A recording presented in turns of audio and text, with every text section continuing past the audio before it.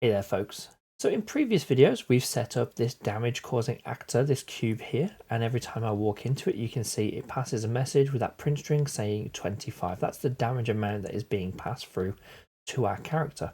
What we're going to do in this video is we're going to extend that so that our damage actually gets taken off of some health values, and we're going to use it to work out our player's current health, max health, and also to trigger important events such as maybe when every time they take a hit, or once they've run out of life, having them die. Okay, so the first thing we're going to want to do then is go into our base character, and you can see we've already got this any damage and our print string here. And what I'm actually going to do is I'm going to go over to my left hand side to my variables, and I'm going to create two new variables. So the first one I'm going to create, and I'm going to call it max health. Now, right now, by default, it's set as a Boolean. Our health isn't going to be a true or false value, so we need to click this and we need to change it to a float. And that's because we're going to work with some kind of percentage with this. Maybe you want to have full health values, so you might want to have something that says, I've got 1, 2, 3 health, in which case you might be more interested in using an integer. But the float is going to be useful because obviously I can use that to work out decimal values and have a percentage value between current to max.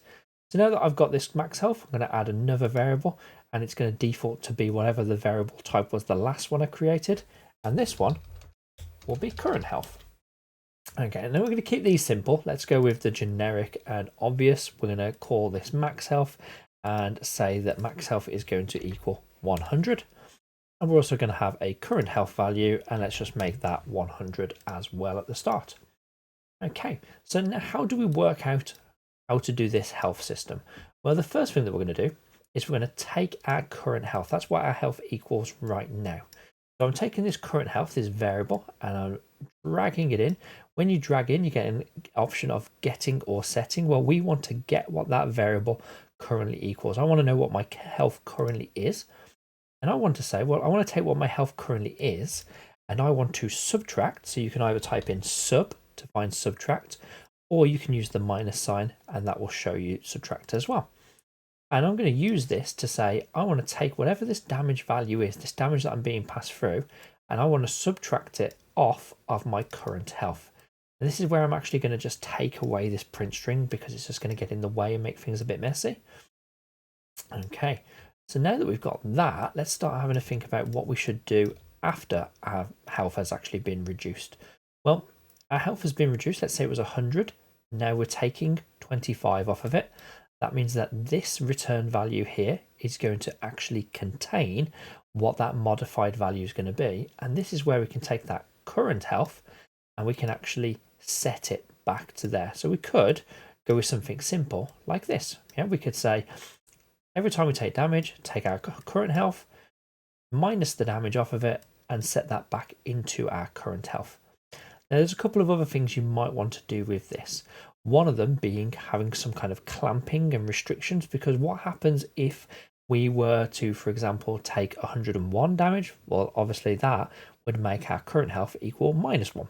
What about if we were healing and every single time we heal, we gained 25? Well, if we were already on 100, if we gained 25, we'd go to 125, and we can't have 125 out of 100. So that would be where we'd start looking at having a clamped value. So we can use this clamp float. And rather than going straight into setting this, what we can do instead is we can take that value and we can plug it in here and say, well, whatever it equals, let's clamp it between a minimum and a maximum value. Well, the minimum of health is going to be 0. Yeah, if we are at 0, we're going to die. And the maximum, well, that's going to be our maximum health. It's going to be the maximum that our health can ever get to. And we're going to take that value, and that's what will feed into current health. And that's going to tell me that no matter what adds on or gets subtracted, this value that comes out of here will always exist between 0 and whatever this maximum health is. Maybe in the future you can pick up heart containers and health containers and you have a greater max health. Well, this will update with that. Why we never want to type any hard variable values in here. This is at least then going to increase as the values increase. Okay, so what we'll do here now is we'll take this, we'll print string, and we'll take this current health value, the one that's been modified, and let's print that out. Let's see what happens every time we take health. So we come over here and it's 75 because we took 25 damage, 50, 25, and 0. And every time we walk in now, we should die. We should be at 0. So we can start thinking about, should we die? Now, what you should never really be doing is checking for your death, checking for your killing of your character on something like tick. And I've seen that before. I've seen people who create an event tick and they say every single note, am I dead? Am I dead? Am I dead? The only time we need to check that we are dead is when our health gets modified. So here, after I've modified all my health, what I can do is, let's say I want to do a comparison on this health value. And we're going to drag off of that and say, is this less than, or actually equal to? I mean, it's never going to go less than because we're clamping it to 0. But let's just do a less than or equal to. And if it ever is less than or equal to 0, then what we are going to do is we're going to trigger our character to die. Now, there's no pre-built in death. You know, I could type in death. There's nothing there. Dead, kill. There's nothing there for that. So in this instance, what we need to do is we need to create our own custom event. This is an event that we can call and tell it when to run. So in this instance, we create a custom event and call it death. And that's going to handle our character's death. Whenever they die, we will call this event, and any functionality that goes in here, so let's put in a print string just to check it's working. We can say character is dead.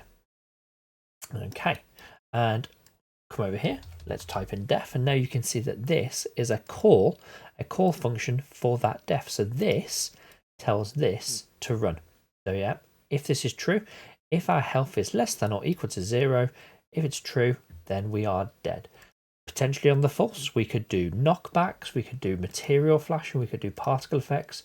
But now, if I walk in here, I take damage, and that's not working.